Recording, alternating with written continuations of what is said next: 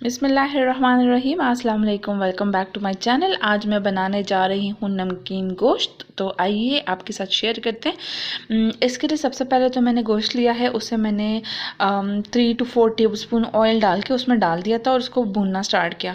अब आप देख रहे हैं कि बीफ ने जो है ना वो पानी रिलीज़ करना स्टार्ट कर दिया है। हम इसे तब तक इसमें भूनेंगे जब तक इसका अपना जो पानी रिलीज़ हो गया है वो सूख ना जाए। इसी पानी में हम इसको पकाएंगे। जब ये पानी ड्राई हो जाएगा देन हम नेक्स्ट स्टेप की तरफ जाएंगे।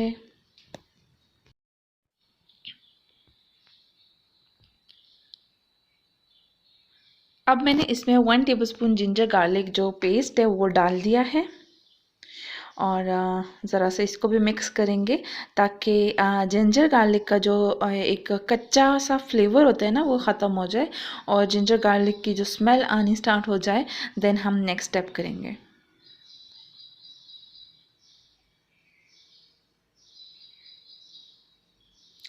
अच्छा सा भूनना है, इसको अच्छा सा मिक्स देना है। ज़्यादा मसाले ऐड नहीं करेंगे।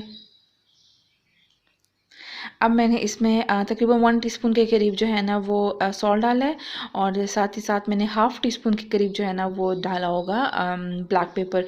इसके अलावा मैं कोई मसाला ऐड नहीं करूँगी और सॉल्ट जो है ना वो आप अकॉर्डिंग टू योर टेस्ट भी डाल सकते हैं अगर आपको कम ज़्यादा पसंद है।